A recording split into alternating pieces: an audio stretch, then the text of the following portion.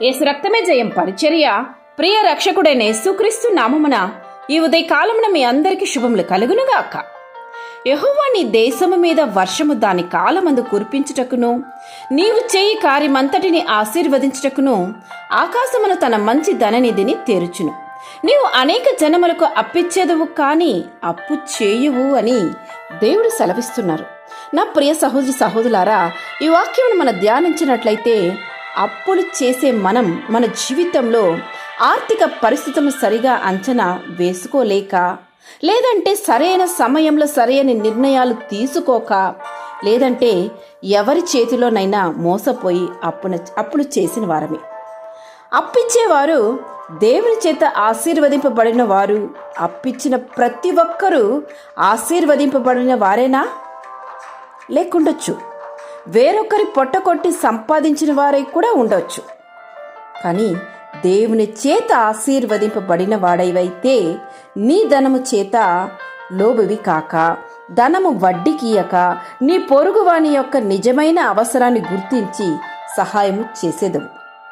యెహోవా ఆశీర్వాదము ఐశ్వర్యము నిచ్చును, భక్తిహీనుని సంపాదన వానిని మోసము చేయునని వాక్యం సెలవిస్తుంది.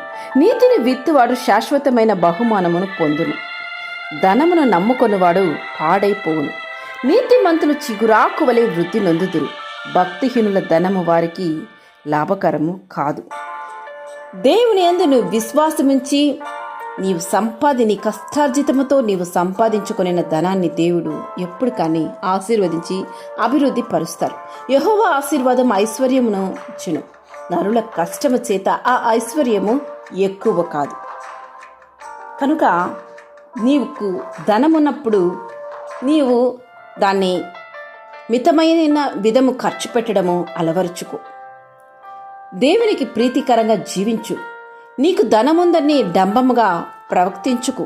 ఇతరులకు చూపించి ఇతరులకు లేదని ఇతరుల్ని హింసపరిచే విధంగా నీవు నడుచుకోక, నీ వల్లనైన సహాయాన్ని నిన్ను అడిగిన వారికి, లేని వారికి సహాయము అందించు. దేవుడు నిన్ను ఇంకా ఎక్కువగా ఆశీర్వదించి అభివృద్ధి పరుస్తారు.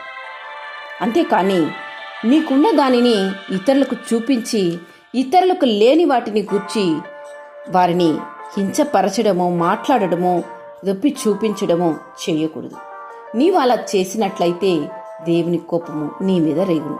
కనుక దేవునికి ప్రీతికరమైన జీవితాన్ని జీవించి ఆశీర్వాదమైన వ్యక్తిగా ఈ భూమిలో జీవించు.